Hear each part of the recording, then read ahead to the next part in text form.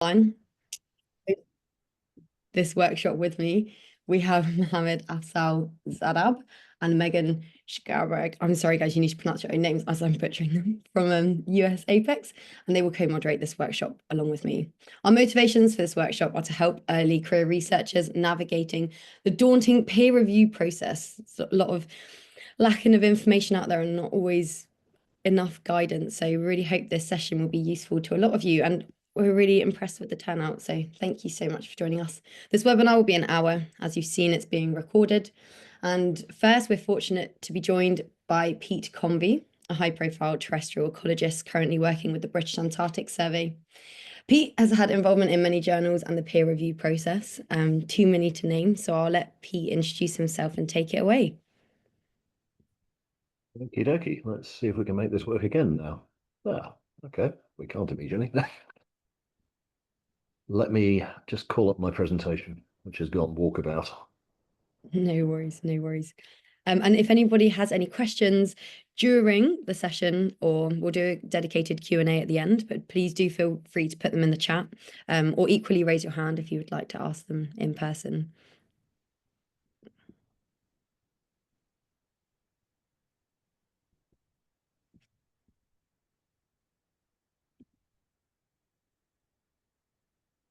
You must be really liking seeing all of my screens here.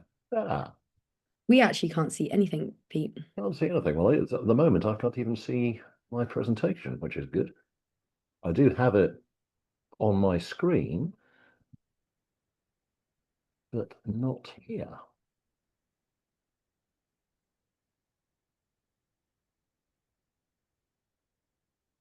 Can you see a presentation file for me? No, we can't see anything. But if you want to email it to me, we could just quickly switch the order. I can do that, but we could move on to Sam and then come back to you. It was there a minute ago. It worked when you shared it.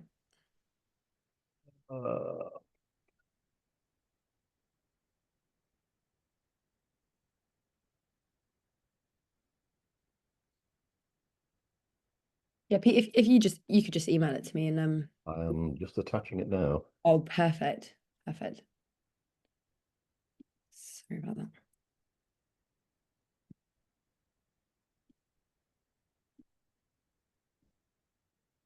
Should we, Sam, I've just completely put you on the spot here, but would you be happy? Should we start with you and then we'll move on to Pete next if we just switch the order? So yes, we'd hope to have our plenary talk with Pete, a few technical issues, but that's all good. We'll move on to Sam. So Sam is an early career researcher, an oceanographer, and a postdoctoral researcher working at Northumbria University, and is currently the UK Polar Network Vice President. So Sam has got some insights from a different career stage to offer to us about the peer review process. So I'll let him share his presentation. Yeah, hopefully you can all see that okay. Now, so yeah, I think I'm now 18 months out from my PhD, so certainly far from an expert on peer review, but I thought, yeah, I can share some kind of perspectives and how we kind of fit into the process and thoughts from this stage of our careers. So I think there's a few roles that we play as early career researchers in the peer review process. We have a role as authors, and in particular as ECRs, we're quite often corresponding authors and directly engaged in that peer review process. So we'll be the ones kind of responding to the reviews and all of that part of it. We might be asked to be reviewers in the formal peer review process. And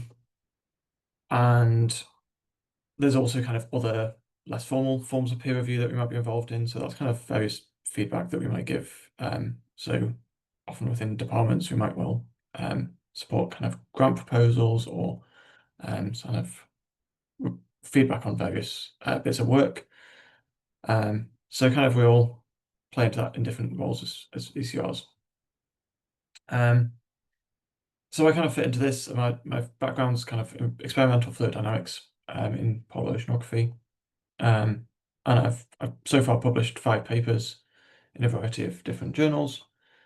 I've contributed to peer review directly in 2 journals, but also in another 4 here, which are ones that I contributed kind of as a contributing peer reviewer, which is kind of my first point that I want to come on to, which is like, how do we get started doing peer review as ECRs? So my first main kind of point in this was co-reviewing with my PhD supervisor. So there was a few papers that she got us to review, which were particularly relevant to the work that I was doing during my PhD, and got in touch with the editors and asked if kind of it would be okay for me to contribute to those, which was really valuable experience for me, but also enabled me to kind of have input into that process. And often as ECRs, we're the ones who like have a lot of the most up-to-date literature. We're doing the literature reviews as part of our PhD. We're doing the actual research. So hopefully have like those really useful insights that we can contribute.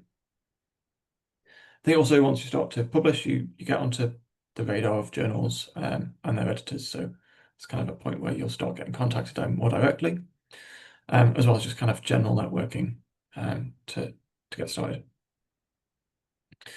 A kind of second point of advice is to kind of be confident. A lot of ECRs will say that they don't think that they know enough about the topic to be a peer reviewer, and they don't really feel confident to do it. And I think my message is that like we really should. We are chosen by the editor to do this because they've seen what our expertise is. So they already know that we're ECRs, they know what career stage we are. And we absolutely do have the kind of expertise. And as I mentioned already, like ECRs are often very up to date and doing the work in a way that like we've got time to focus on doing the peer review, doing the research. So those perspectives can be quite unique and really helpful. I would just slightly caveat that, of course, though, we should always be, slightly wary and say no if a review really is far outside our expertise. And I think the other side is like when we're peer reviewing, we are kind of experts in the field, but ultimately this is the author's work, and there's that boundary between, you're making suggestions that are hopefully helpful and positive for science, but also not just directed in the way that you'd have done the work. It's not your work, it's theirs. So it should be helpful feedback. So I thought I'd just quickly go through kind of my process of how I do this, and I don't think this is perfect and it's very individual, but hopefully it's helpful to kind of get a bit of insight there. Firstly, whatever journal you've been asked to do it for, they often have different submission requirements. So I'd say most journals do want kind of a written report, but sometimes they will ask for like a really specific set of questions. And if that's what they want, then there's no point writing your report from the start. I tend to do 3 or 4 read-throughs of the paper, and I do print it out and mark it out kind of with pen and paper. I find that really helpful. It's the first time I'm kind of just trying to get a sense of the overall message, like how well is it overall presented? Is the story kind of a nice flow? And I make kind of general annotations, but nothing like too detailed at this point. I don't want to get too nitty-gritty. My second and potentially third kind of run through, I'm going to be looking through kind of the detailed checks, seeing like, does the logic flow? Is the evidence all there for each of the points that are made, and do the conclusions follow from that evidence? And do the kind of methods also add up? Like, are they good methods, or are they replicable? And kind of make all those notes as I go through them. And then finally, I'll go through one final look through and kind of make any comments on the general presentation, things that generally aren't going to sway my decision either way as to whether I think the paper should be accepted or not, but could make it improvement. And I quite often look at the availability of data. So is it being put into open access stuff? And also like the accessibility of figures. So is it colorblind friendly? Have you used like decent line width and things like that, which again just can be made as suggestions to improve the paper. And then kind of writing the report, I like to think about like how I like to receive feedback. We receive a lot of feedback, whether we've been doing our degrees and getting it on assignments, on our own journals on our own submissions from kind of co-authors and all that kind of stuff. I think there's also lots of examples that we can use to inform how we write our peer review.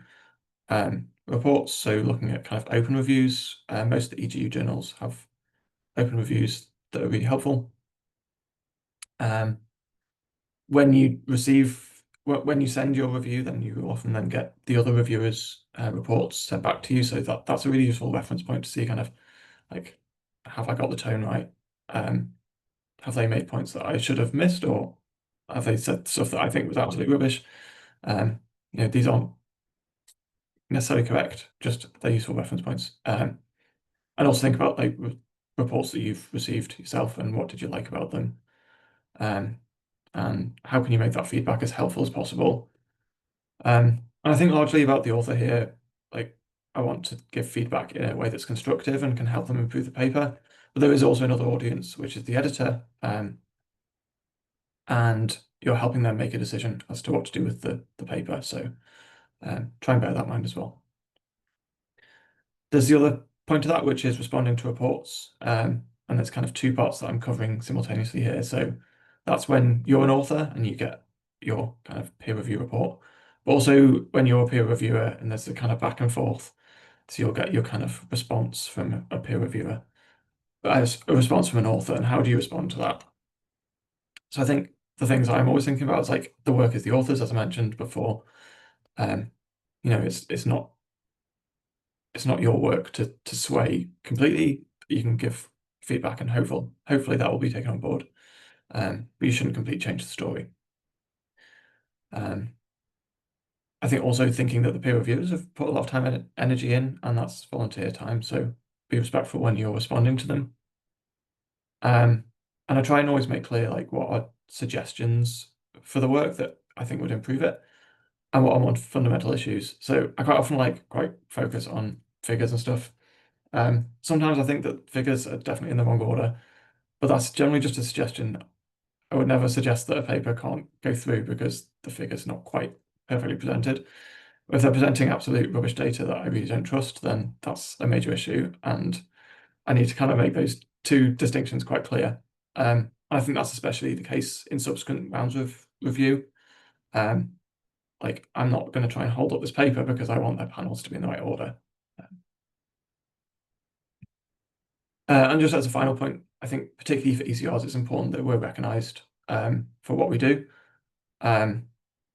Two kind of online systems that I use are the Web of Science Reviewer Recognition Service and ORCID, which both have means of kind of recognising peer review. I've got kind of a statement on my CV, which I don't think this one's perfect, but it kind of covers some things. And also just thinking about like how much peer review we're doing in relation to the amount we're publishing. If you think each peer review we do, we kind of have a couple of reviewers on, but also a few co-authors. So try and think about that balance and whether you're doing enough or too much peer review. But I know editors are always desperate for more peer reviewers. So hopefully as ECRs we can contribute to that. Yeah, so thanks. That was brilliant, Sam. Thank you so much for your contributions. Now we'll go to a late career stage. We'll have Pete back on. Hopefully you're sharing work. If not, I'll share the presentation. Would you like to have a go?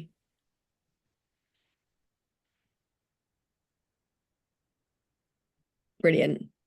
Just needs presenter mode.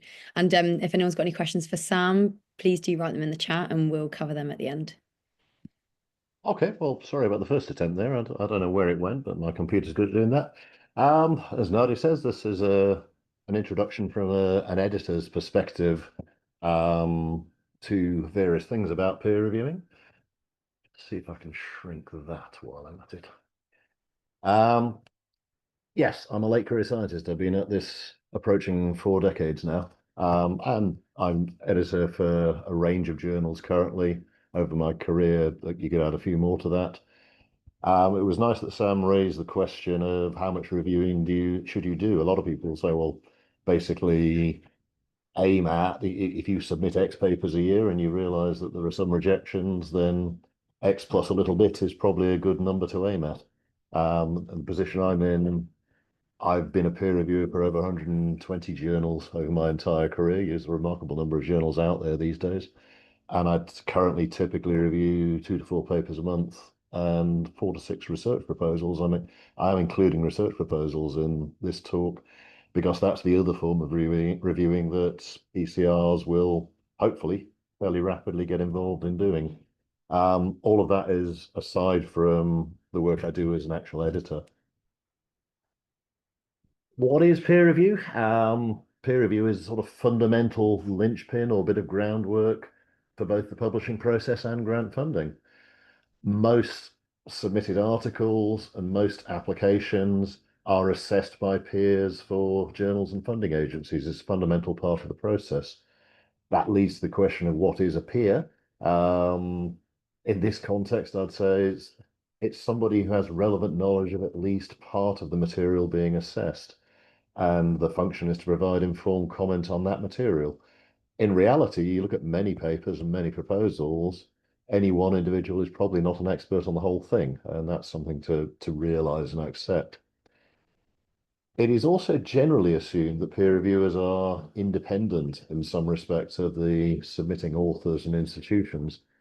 This is not as black and white an area as you might think. Independence is sometimes sort of argued, well, you can't review something that one of your students, somebody was originally one of your students or your supervisors produced. Most journals and most review bodies put a sort of time limit on how long that independence functions for. And in fields like polar science, where communities are reasonably small, you can quite often get overlap, or you know, it's very unusual in some respects not to know or to have worked with or to have interacted in some constructive way co-authors on multi-author papers. Peer review is a voluntary activity. As Sam noted, you can stick it on your CV. It can be beneficial in terms of how you're viewed in the academic community. It is some people would say it's an expected contribution to the academic community.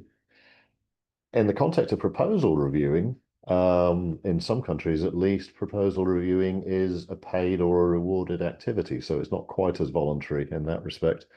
At present, that isn't the case with most academic paper reviewing, although there is more and more awareness of the publishing industry is there to make money out of publishing. We can't forget that, and it is increasingly pointed out in some fields that they can manage that because the peer reviewers and, for that matter, the editors are doing their work voluntarily, and yet the publishers are still making money out of it. Peer review experience can lead to progression into editorial and funding panel roles. They're both other significant things that can go on CVs. And for some people, they're things that are an interesting and a challenging aspect of the job.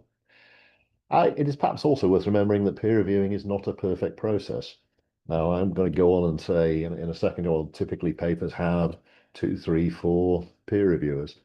And those 2, 3, 4 peer reviewers produce overlapping, hopefully, but generally not identical reports. So each reviewer has a different set of opinions and a different set of issues that they pick up on. If you've only got a small number of reviewers, you're never going to pick up on every issue that might actually be relevant in a given paper. Why do we need peer review? It's a form of ranking. It's a form of assessing the accuracy, quality, and originality of the text in front of you. It's a reality that most journals, and certainly the higher ranking journals, and probably all funding agencies, are oversubscribed. They need a means of ranking or reducing down the number of documents, paper submissions, proposals in front of them. Quite well known that some of the higher ranking journals and quite a lot of North American, European, UK funding agencies actually have probably less than 5%. People always say with Nature and Science, less than 2% success rates in submissions. That means they have to find a way of actually assessing and cutting out the vast majority of things that are submitted to them. They also don't want the reputational damage of being caught out for making clear errors. So they do rely on quality peer reviewers to identify what the problems are. Editors inevitably can't cover an entire subject area in the way that dedicated peer reviewers can. So peer reviewers are the main objective source of guidance that editors and panels rely on. And at present, there isn't another way of doing it. The system is fundamentally built on peer review.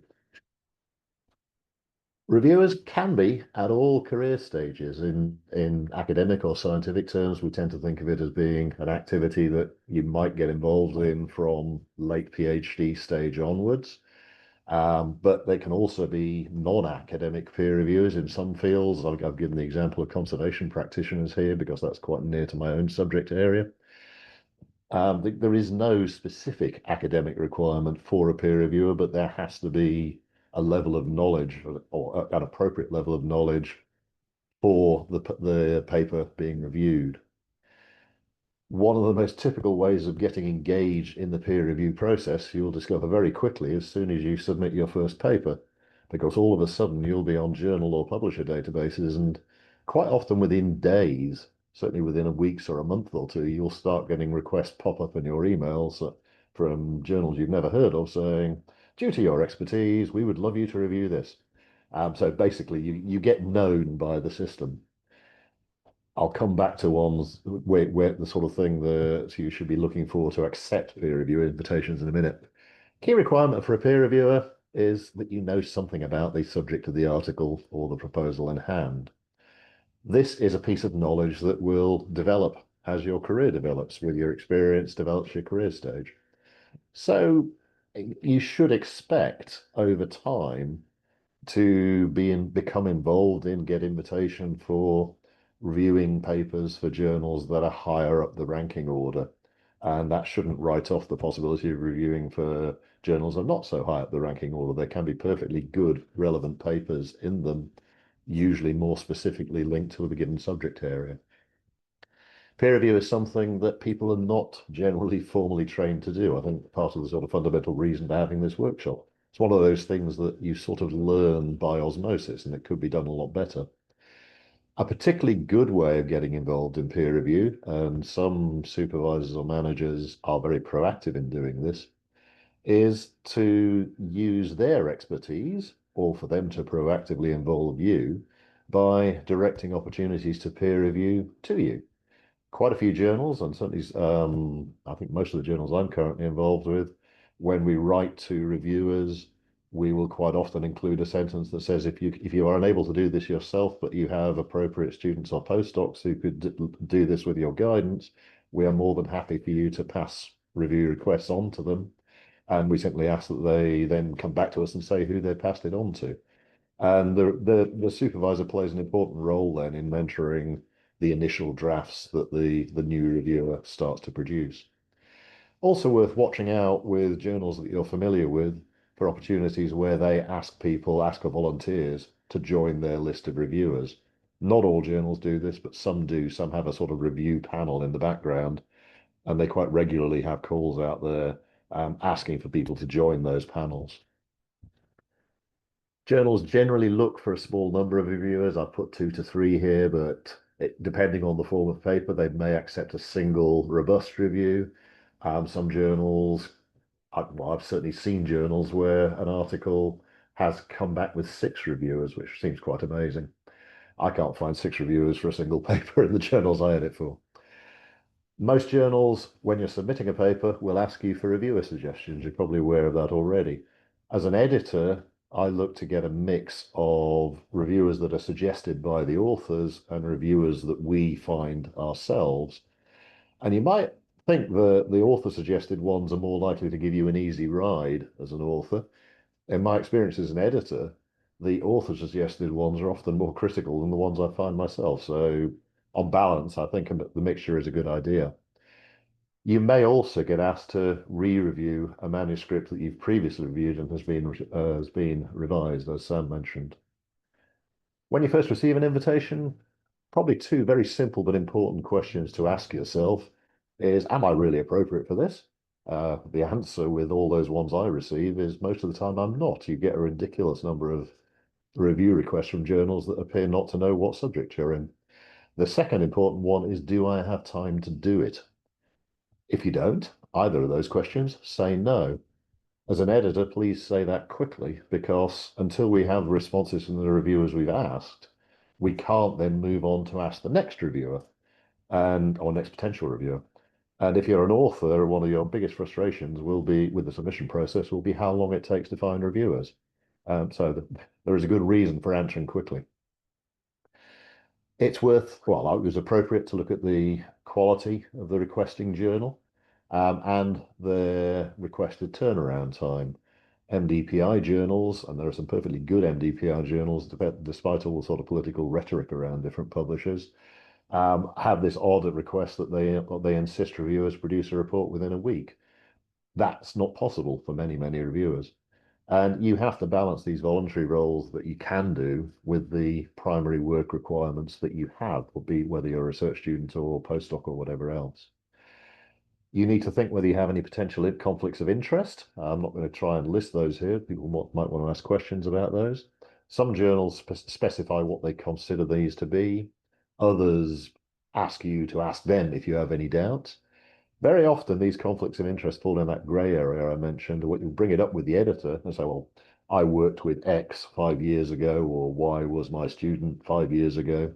Some journals will say, no, we can't accept that. Others will say that's long enough ago for us to trust in your independence. Next thing to do, once you're looking to accept the paper, accept the review request, is scan the paper and see how much of it you can usefully comment on. At least in part because some journals ask you to fill in some questions about that as a preamble to your review report. And it's useful for the editor, again, to know how much you think you're able to address. Once you've accepted a review request, try to keep within the requested time frame. That, again, is for the benefit and to be decent to the authors. People will often say, how long should reviews take? And okay, this is something that as your experience develops, the time will get shorter. I would say most papers that I review today take me between 3 and 6 hours, so less than a working day. That's not absolutely all. Some take longer than that. Some take only an hour. Most students I talk to during their first review will end up saying, I've spent all week working on this review. There is no real intention for reviews to take that much of your time. You only have so much time available.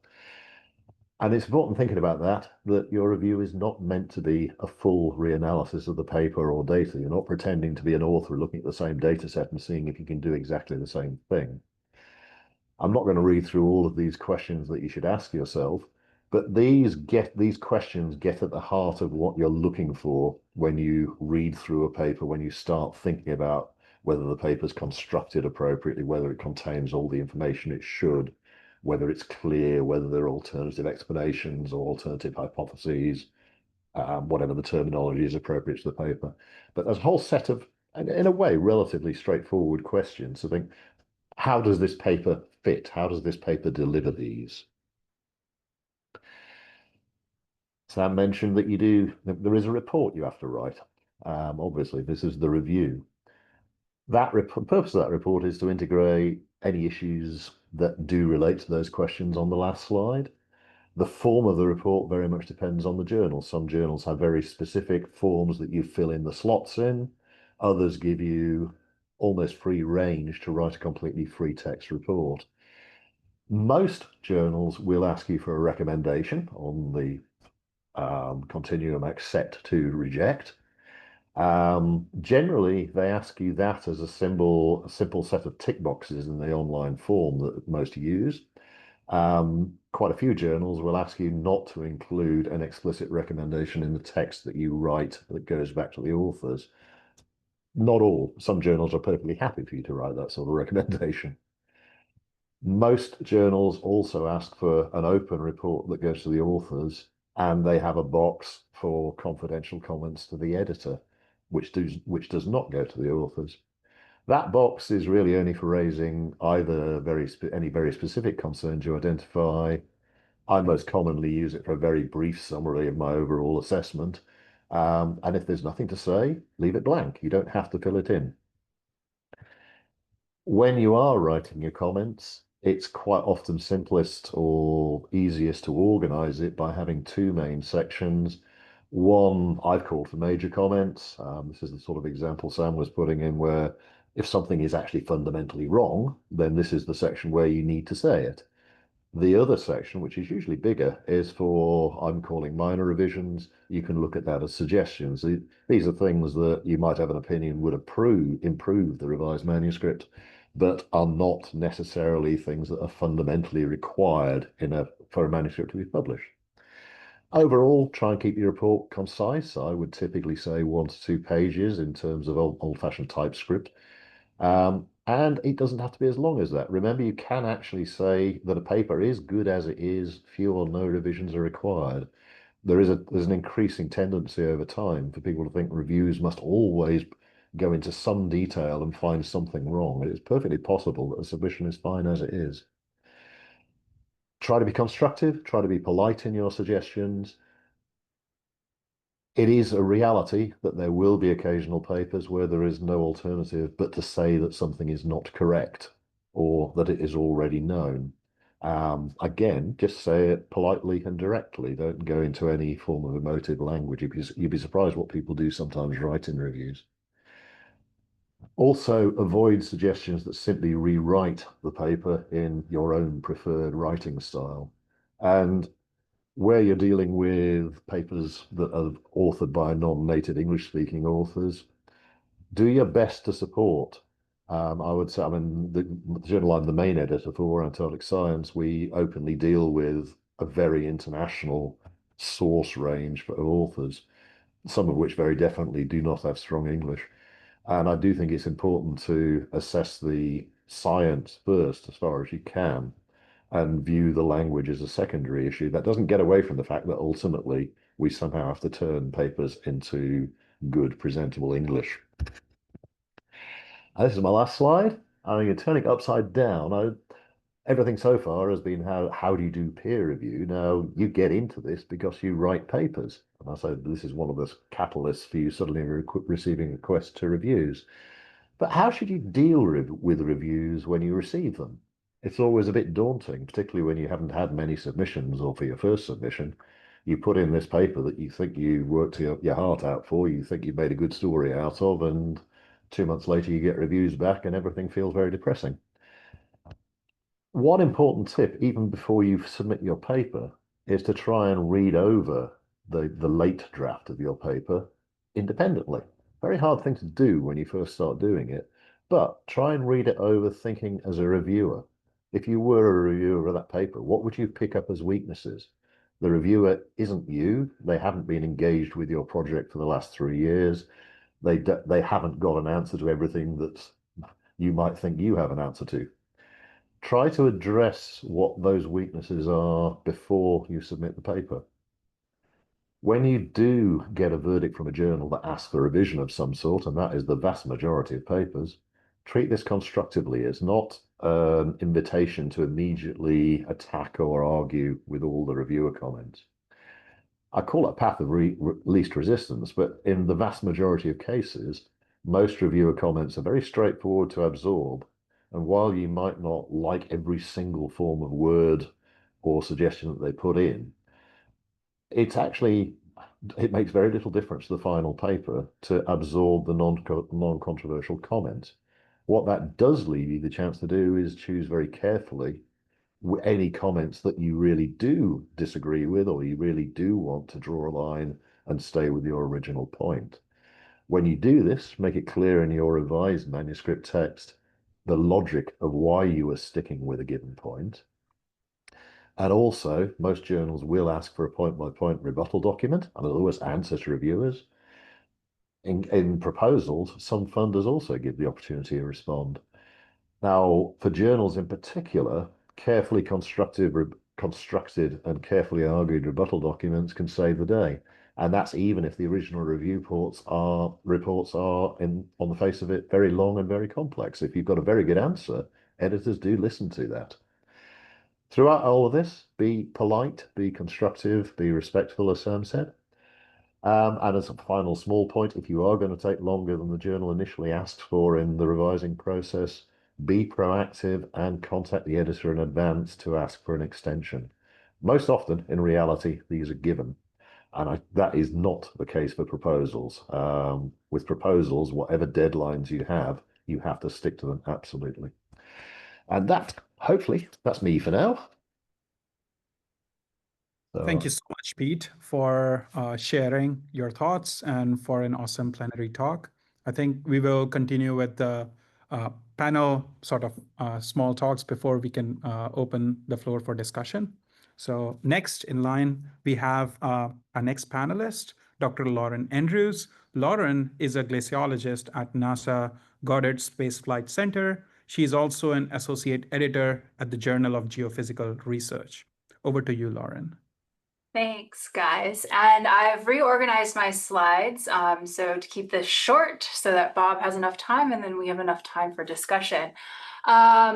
So I'm going to talk today just about some of my general opinions about reviewing. So I've been reviewing for 11 years, so not quite as long as Pete. I review for NASA, NSF, many European science organizations, and I've reviewed for essentially nearly every single journal that you can review for in glaciology. And I also am a reviewer for our internal memos that we produce here in the Global Modeling and Assimilation Office. I want to emphasize that anything that I say today are my own personal views, and if they are contentious, they are very much contentious because it's me. And so I think the first thing, here we go. The first thing I want to emphasize is be professional. That is like the basic principle of being an author, being a peer reviewer, being an editor, being professional. And being professional means taking the time, right? You can write something very quickly that gets the gist, but it doesn't convey the appropriate tone, and it doesn't provide the necessary clarity to be useful for authors, or if you're an author, actually respond to the comments. So really take that time.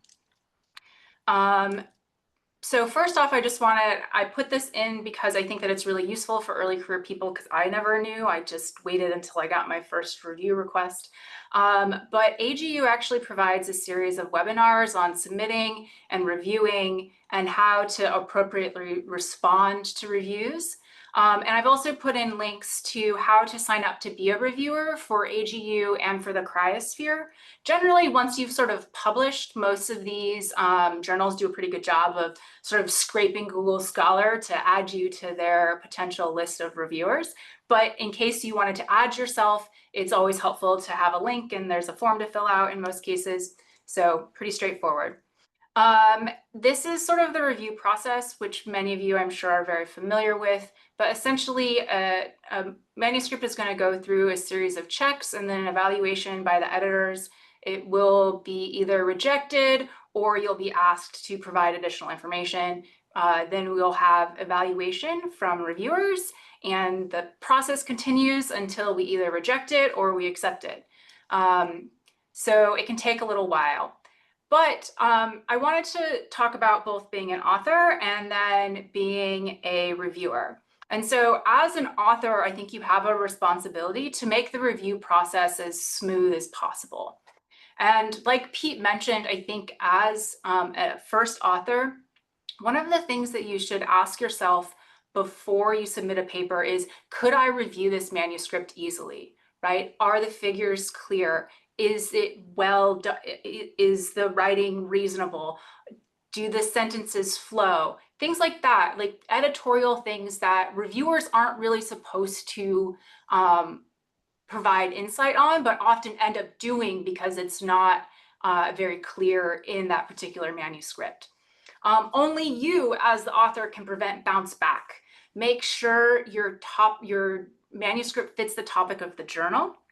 Ensure the basic journal guidelines are met. Check that the data requirements are fulfilled. I don't know how many papers I send back because I click the link and the data is not there. And AGU does require that now. Make sure your manuscript has line numbers and is easily readable. I guess maybe once I turned 40, I'm like, double space, please. Use templates. Most journals have templates available. I think do your editor a solid. Provide multiple reasonable suggestions for reviewers. Like Pete mentioned, I tend to do a mix of ones that you have suggested and ones that I find myself.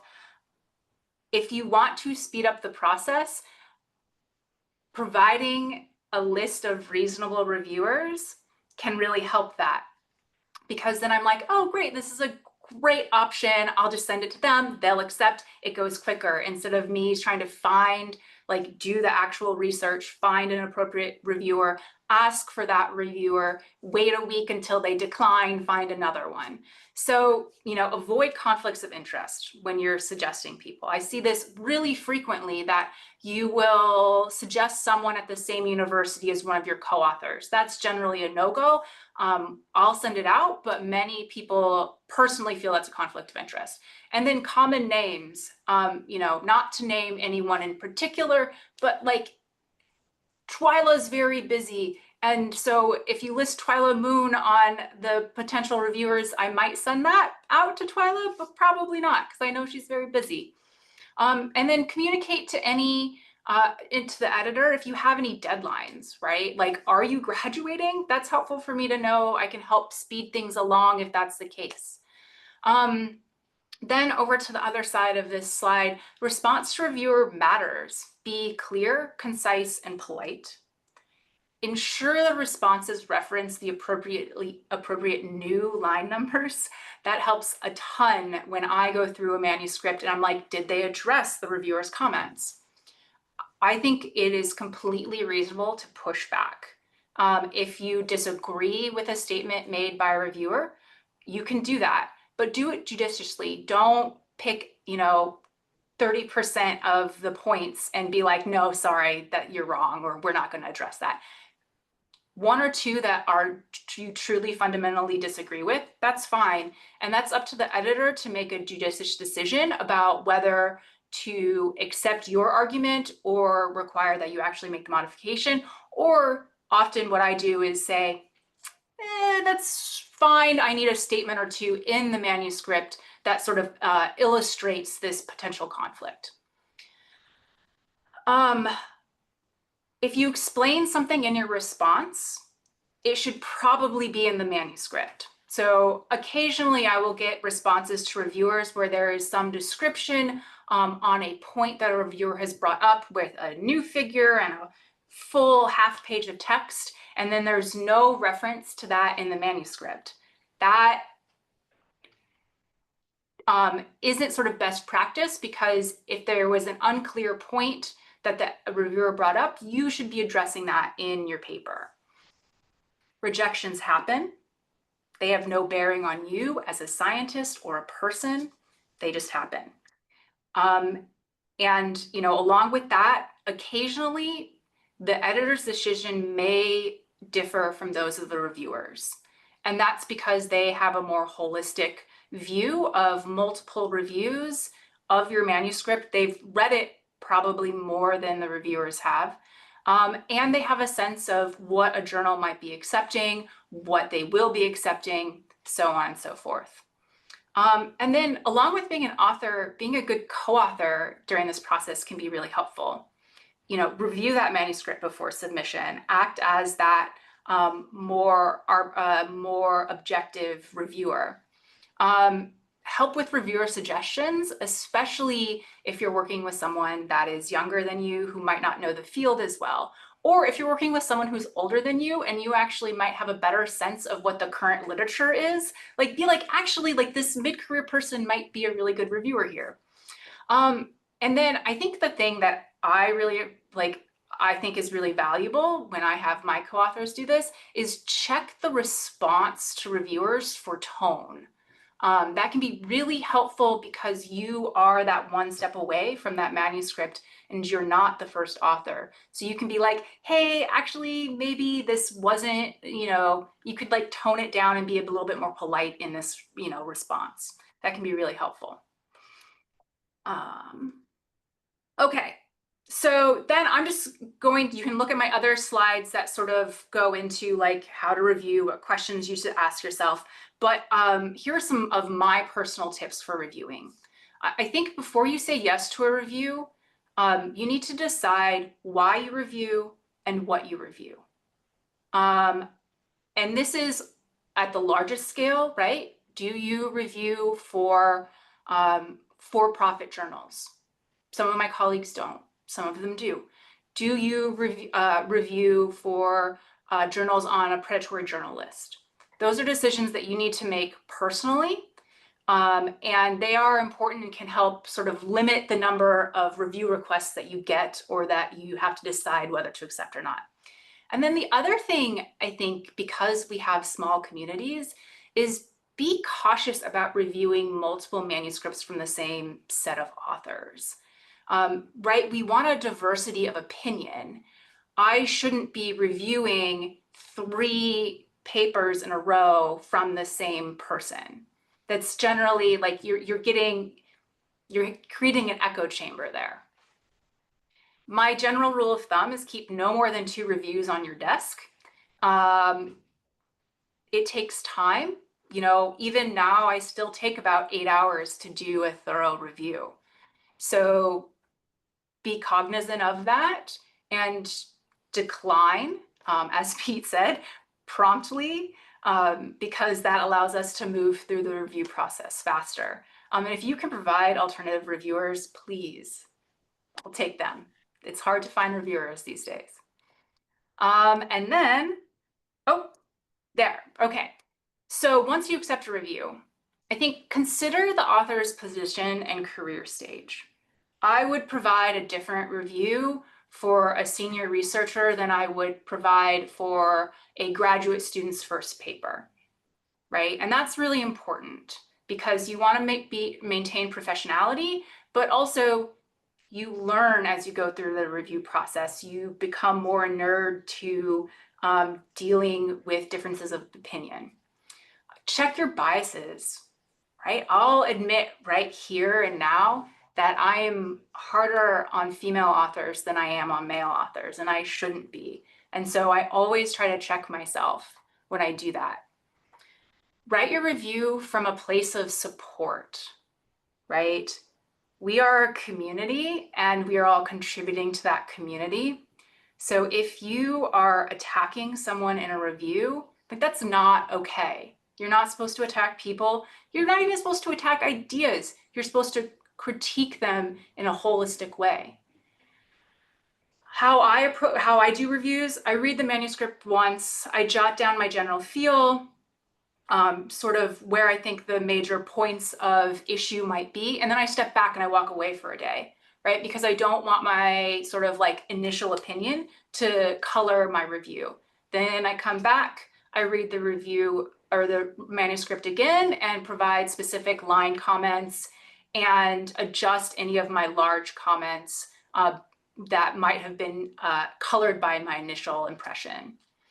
Don't write anything that you wouldn't be comfortable putting your name on. Do not write anything that you wouldn't be comfortable saying in person. Don't make the author guess. Provide a line number. Be very clear about what you mean. Provide that reference. Because that can be really frustrating as a reviewer where you're like, okay, I kind of see your point, but I'm not exactly sure what direction you want me to go here.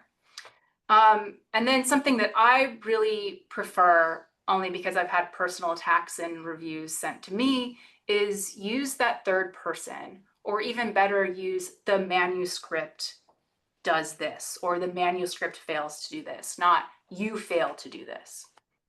And then finally, because only this has started to come up a little bit more frequently, the confidential comments to the editor should have the same tone as the review seen by the authors. It can be very challenging as an editor when you get a pretty reasonable review, and then you have comments that are only to you, not to the authors, that are very sort of derogatory or you know, or not in line with what you've written. And so making sure, you know, use the confidential comments if you want. I don't think they're necessary a lot of times, but they should have the same tone as that review that you are willing to share with authors. And with that, I will stop. And I think I still went too long for Bob, but there are a whole bunch of references or links in my presentation that you can use. Thank you so much, Lauren, for an excellent talk. So Nadia just shared the link to document where you can put in your name, and slides will be shared after the workshop. So lastly, it's my honor to introduce our last panelist, Professor Bob Hawley. Bob is a professor at Dartmouth College who has also been serving as a program officer in Arctic System Sciences at U.S. National Science Foundation. He has also served as the president of AGU Cryosphere Sciences. Over to you, Bob. Thanks so much, Afzal, and I'm happy to run the anchor leg here. I've set myself a timer for 5 minutes so that we might be able to have just a couple minutes for questions. I'll try to avoid repeating things that others have said, but what I did mostly was just I took Afzal's questions that he sent out to me, and I kind of was like, okay, here are the various things.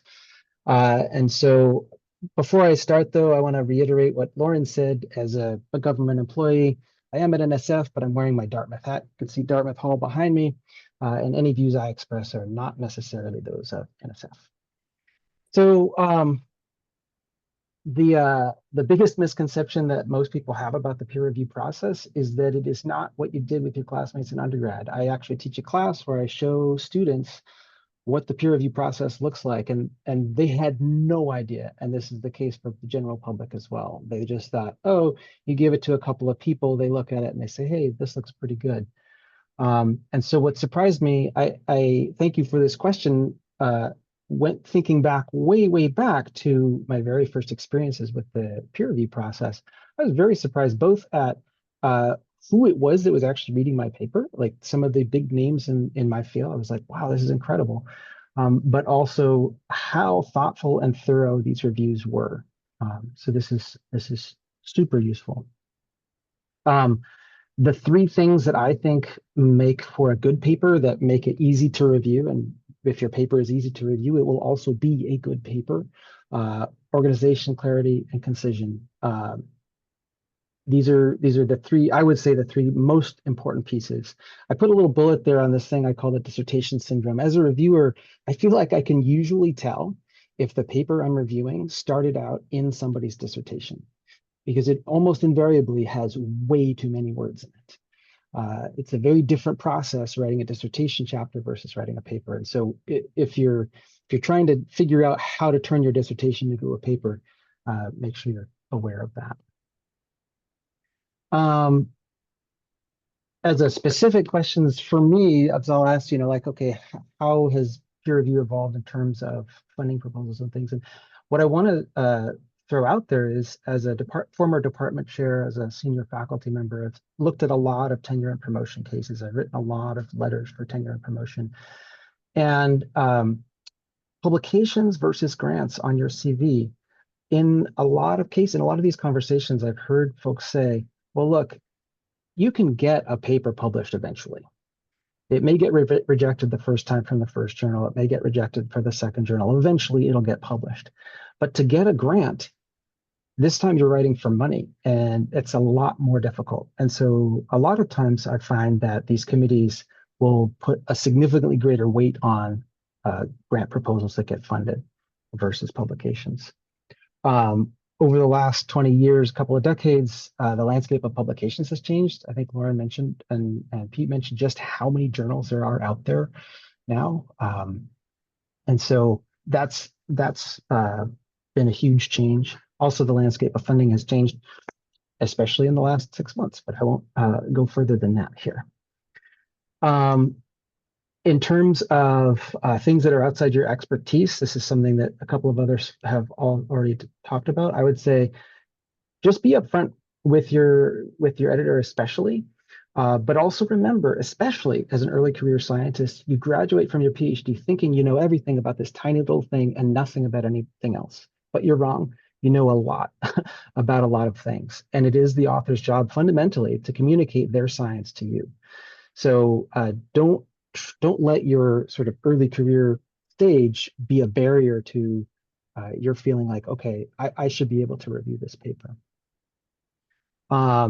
This whole question of remaining anonymous, I liked how Lauren said, don't write anything that you wouldn't feel comfortable putting your name to. And I totally agree with that.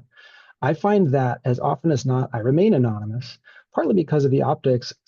As I think Pete said, there are very few people in this community that I don't know. And I don't want various people to think I was easy on them because I know them, or I was hard on them because I know them. I just avoid it entirely. I think that having credit, as Sam pointed out, there's ways of getting credit for your peer reviews outside of that anonymous piece. I won't talk about the story of having seen a prior publication. I'll go back to these last couple of pieces. Pete suggested the 2 parts of what I consider my 3-part review synopsis. I always think of this item 3 of minor points always really needs to have line numbers associated with it. And so whenever I'm doing my first read through, I always hang up on these minor points. I just put them down and then I can get past them. As Lauren suggested, the professional voice is very, very important. When you get rejections, when you get harsh criticism, breathe. And also remember, it is your job to communicate the science to the reviewers, right? So it might be that your science was great, but you didn't successfully communicate it. So remember that piece.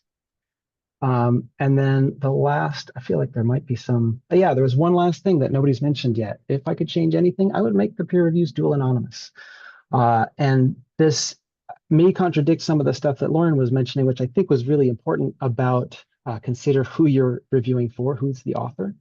But at the same time, it's very, very easy to see a paper from some giant in the field and go, oh, well, if I don't understand it, it must just be right, and it's me that doesn't understand it. That's not how it should be. And so it really, really ought to be, is it understandable? Not just whether you can get it.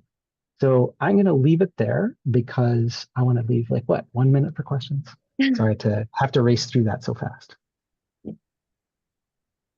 Thank you so much, Bob, for the awesome talk. So I think now is a good time to ask any questions. So from the audience, if you have a question, please either put it in the chat or just raise your hand and speak up.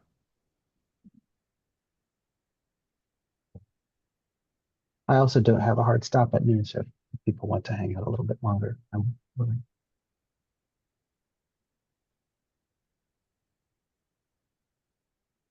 Well, we had actually prepared a document full of questions. So I don't know, Pete, Sam, Lauren, what's your availability? Do you want to stay on for another 5 minutes? I think Asal and Megan need to. I'm happy. I'm easy. hang on. Yeah.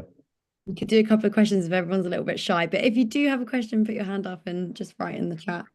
So thank you all so much for your talks. Super interesting, really nice perspectives. I think we could start. Asal and Megan, are you leaving or are you staying on the chat? Here, so should be good.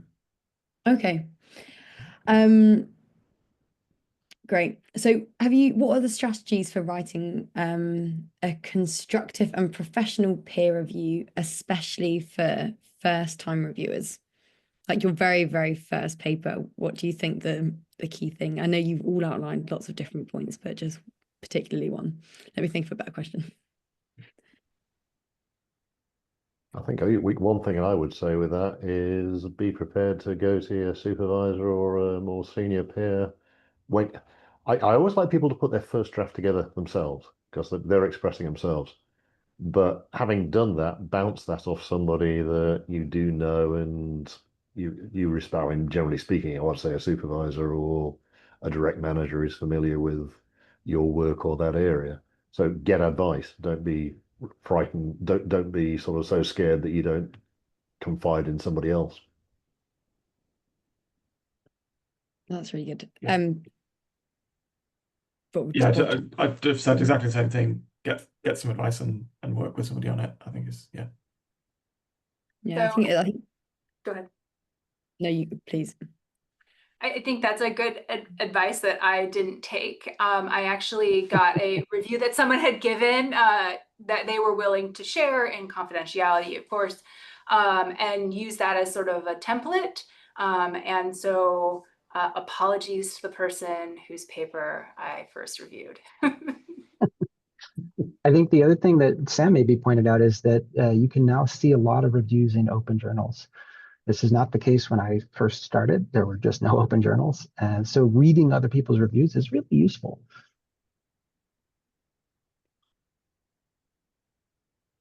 Afsa.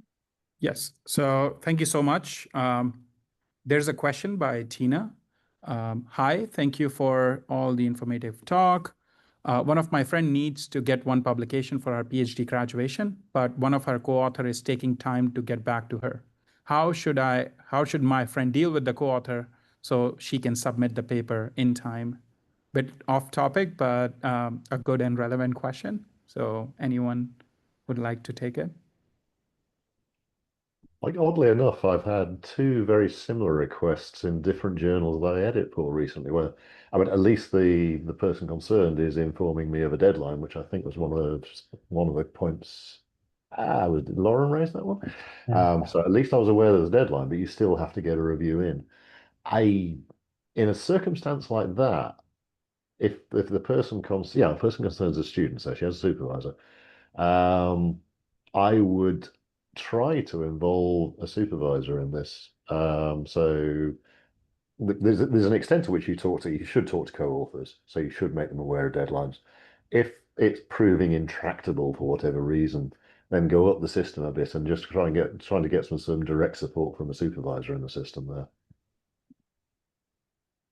Yeah, I can chip in with what not to do, which is do not submit this paper without that co-author's consent. Absolutely, yeah. Because that's happened before in my experience, not by me. Mm. Many will- journals do have a check now where all of the co-authors have to agree before something goes out to publication. But definitely, like, communicate directly with that co-author. Even in this day and age, the phone can make a huge difference. It's really hard, but it's very helpful. And also, yeah, your supervisor. And lastly, although I feel like this is like an externally imposed deadline for the PhD, remembering that journal publications take a long time. They just always do. And they're always going to take longer than you think. I think there is one thing I would add there, and it almost sounds like a dodge. The reality is all papers will be revised. So you can have a conversation. I'm not sure I really want to be seen to recommend it too much. We say, look, we really do need to submit this, but there will be opportunity to revise the information in that at a later date. So yes, there's a hard deadline as far as the university and the PhD goes, and I'm well aware those exist, but the hard deadline is submission, not publication. Thank you so much for the responses. Are there any last questions? We are 5 minutes past our due time. Nadia, do you have any? I've just got one more, I think more from a early, if you need to leave, do go ahead, but from an early career researcher perspective, how do you really get in there with the process if you don't necessarily have links with supervisors that are strong or necessarily, I don't know, willing to collaborate and support you? Are there other ways that you can get experience with peer review? I would say I would let the editors comment on this, but I would say tell the editors you want a peer review because they're always looking. As a program officer, I'm always looking. So if you want a review for my program, definitely let me know. I think Yeah, so honestly, I put the links in. Generally, when I am looking for reviewers, AGU requires 3. And I'm looking for a mix of career levels, right? Because honestly, some of the best reviews come from early career scientists. So if you have that first paper published, like, sign up. And, also just seriously email me if you're really interested in reviewing. I think as well, as soon as you do have that first paper, things do start coming in. It's kind of something I worried about initially, but you don't get any requests for a while, but they really start coming in as you start to publish. So Thank you If so I much. accelerate that to later in the career, I probably get between 4 and 8 review requests generated that way a day. Because once you're on these spreadsheets or these databases that people use, they don't let you escape. Now, many of those are completely irrelevant and they get a quick no out of it. But you'll very quickly move from the position of saying, why doesn't anybody ask me, to why the hell can't I escape this? Thank you all for your responses. Thanks, Bob, for checking the chat. So there is a question by Alejandra, which Bob responded to. How much time before hard deadline should a PhD student be submitting their paper? Should 3 months be enough? And we can end with this sort of question. If there's any thoughts anyone would like to add. Thanks, Lauren, for adding your comment. Okay, so I'll just read the comments. It's 6 to 8 months coming from Lauren and Bob. And I think at this point, we can sort of close this discussion. So first of all, I'd like to thank you all so much for joining us. Thank you to our distinguished panelists who shared their experience with peer reviewing. If you like this session, stay tuned for more, where we hope to cover sessions about writing and reviewing grant proposals and policy reports. Don't forget to follow UK Polar Network and the US Association of Polar Early Career Scientists. The information is given in the chat. With that, I'd like to thank you again for joining and have a great rest of your day. Thank you so much, and bye-bye. Thanks very much, everyone. Bye. Thank you. Thanks, everyone. Thank you. Yeah, thanks so much to all the panelists.